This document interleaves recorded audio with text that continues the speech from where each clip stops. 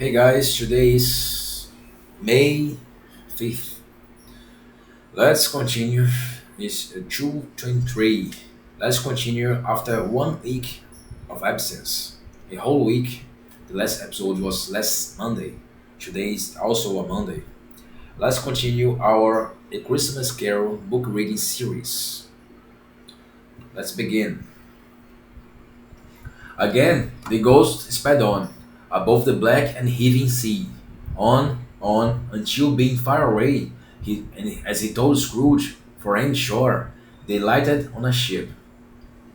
They stood beside the helmsman at the wheel, the lookout in the bow, the officers who had the watch, dark, ghostly figures in their several stations, but every man among them hummed a Christmas tune, or had a Christmas thought, or spoke below his breath to his companion of some big bygone Christmas day, with homeward hopes belonging to it. And every man on board, waking or sleeping, good or bad, had had a kinder word for another on that day than on any day in the year, and had shared to some extent in its festivities and had remembered those he cared for at a distance, and had known that they delighted to remember him. It was a great surprise to Scrooge, while listening to the moaning of the wind, and thinking what a solemn thing it was to move on through the lonely darkness over an unknown abyss. While listening to the moaning, it was a great surprise to Scrooge, while listening to the moaning of the wind, and thinking of what a solemn thing it was to move on through the lonely darkness over an unknown abyss, whose depths were secrets as profound as death. It was a great surprise to Scrooge, while thus engaged, to hear a hearty laugh. It was a much greater surprise to Scrooge to recognize it as his own nephews,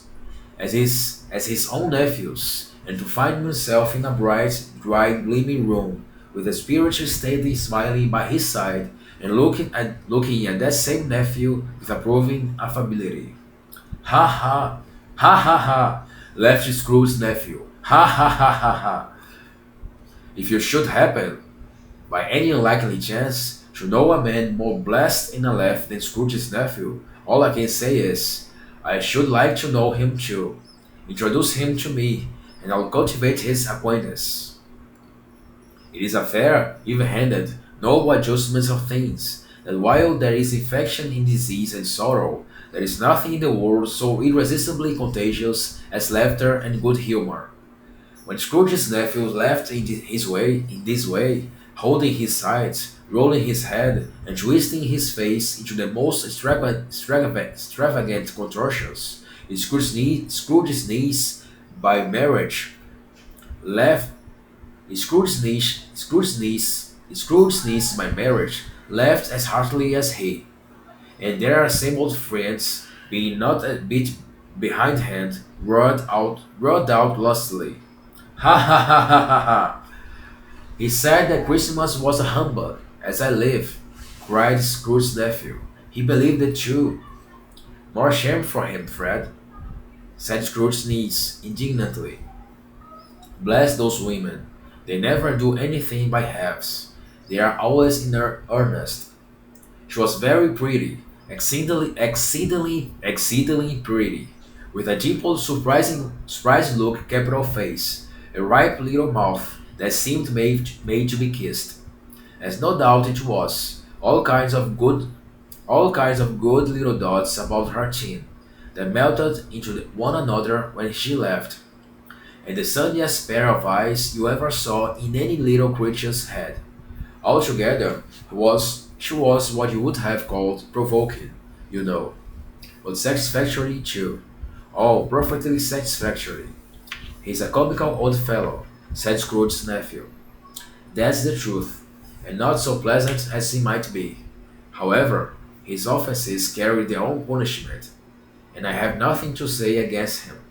I'm sure he's very rich, Fred, hinted Scrooge's niece. At least you always tell me so. What of that, my dear? said Scrooge's nephew. His wealth is of no use to him. He don't do any good with it. He don't make himself comfortable with it. He hasn't the satisfaction of thinking, ha ha ha, that he's never going to benefit us with it. I have no patience with him, observed Scrooge's niece. Scrooge's niece's sisters and all the other ladies expressed the same opinion. Oh, I have, said Scrooge's nephew. I am sorry for him. I couldn't be angry with him if I tried. Who suffers by his ill whims? With himself always. Here, he takes it into his head to dislike us, and he won't come and dine with us. What's the consequence? He don't lose much of a dinner. Indeed, I think he loses a very good dinner, interrupted Scrooge's niece. Everybody else said the same, and they must be allowed to have been competent judges, because they had just had dinner, and with the dessert upon the table, were, clus- were clustered around by were clustered round the fire by lamplight. Well, I'm very glad to hear it, said Scrooge's nephew, because I have great faith in these young housekeepers. What do you say, Topper? Topper had clearly got his eye upon one of Scrooge's niece's sister, for he answered that the bachelor was a wretched outcast, who had no right to express an opinion on the subject.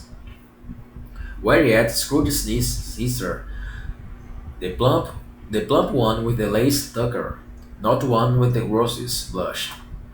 Do go on, Fred, said Scrooge's niece, clapping her hands. He never finishes what he begins to say.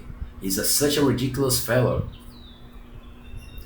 Scrooge's nephew reveled in another laugh, and as it was impossible to keep the infection off, though the plump sister tried hard to do it with an aromatic vinegar, his example was unanimously followed.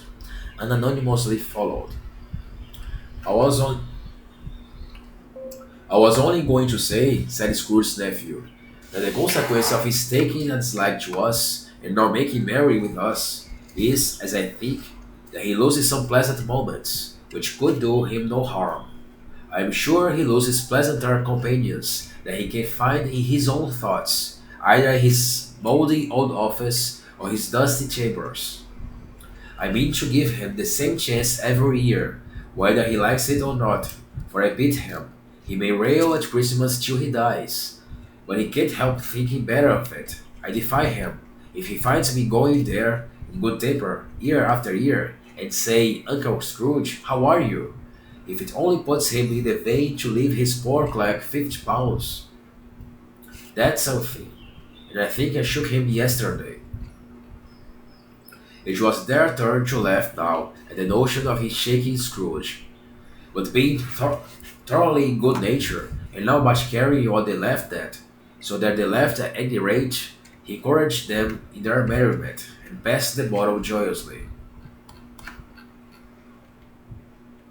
After tea, they had some music, for they were a musical family and knew what they were about when their son a glee or catch. I can assure you, especially Topper, could roll away in the bass like a good one, and he never swelled the large veins in his forehead, or get red in the face over it. Scrooge's niece played well upon the harp, and played among other tunes a simple little air, a mere nothing you might learn to whistle it in 2 minutes, which had been familiar to the child who fetched Scrooge from the boarding school, as had been reminded by the ghost of Christmas past. When this strain of music sounded, all the things the ghost had shown him came upon his mind. He softened more and more, and thought that if he could have listened to it often, years ago, he might have cultivated the kindness of life for his own happiness with his own hands, without resorting to the Saxon spade that beard Jacob Marley.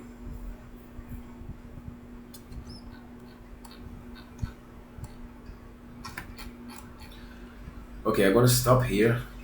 We are almost getting to the 10 minute mark. We're still gonna